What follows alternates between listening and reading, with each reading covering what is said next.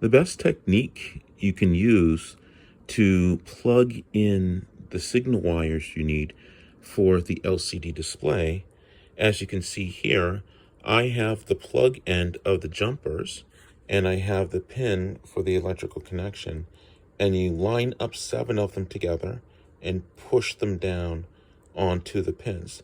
But to do so, you have to make sure to keep them pushed next to one another to make it easier for yourself.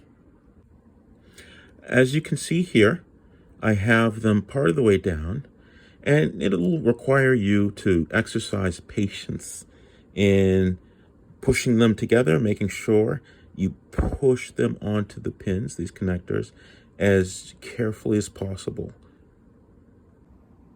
And once you've pushed them down entirely, they will be seated quite nicely, very snugly.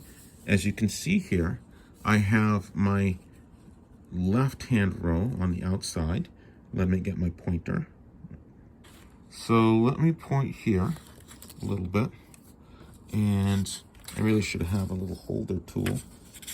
So here we have the odd numbers, 1 through 13. So that's 1, 3, 5, 7, 9, 11, and 13. And then this outer row, those are all the even numbers, 2, 4, 6, 8, 10, 12, and then 14. And so the jumper wires that are on the outside edge, those are plugged into the even pin numbers, 2 through 14. And those on the inside edge, that row of jumpers, those are plugged into the odd numbered pins, 1 through 13. And so when you connect your interface for your LCD display, it should look something like this, and I recommend using jumper wires that consist of a port on one end and a pin on the other end. That's it for now.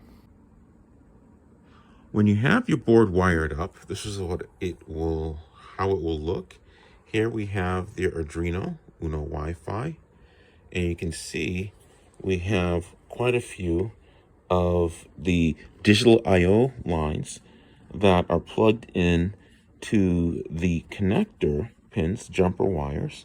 And these jumper wires, as we had explained before, earlier, are connected to the first row, the even row, and the odd row, that's the back row, of the LCD display. And when you have it hooked up correctly with power as well as ground, you'll notice that the backlighting on the LCD is very prominent. The whole thing is lighted up. And so this is the LCD screen. We have 2 rows of connectors, the odd numbered connector pins on that side, the even numbered connector pins.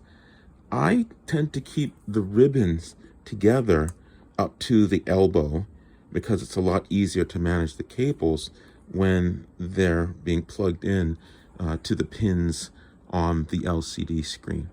And we also have the potentiometer referred to in the diagram for the circuit. And so we have our connections for power and ground from the Arduino, and this is the finished product for the circuit. In the next video, we're going to test out the example program. This is the finished product. Code is written for testing the 8x2 LCD screen. Here we have our Arduino board, and we have all the interface cables, both for the signal wires as well as the data wires. And you can see, let me turn down the lighting here. As you can see, the LCD screen, it's white font on blue background, and it's going through the demo program displaying text. So this is the finished product, and you can also use the potentiometer here to change the contrast, the backlighting. There we go. So this is the finished product for the LCD display.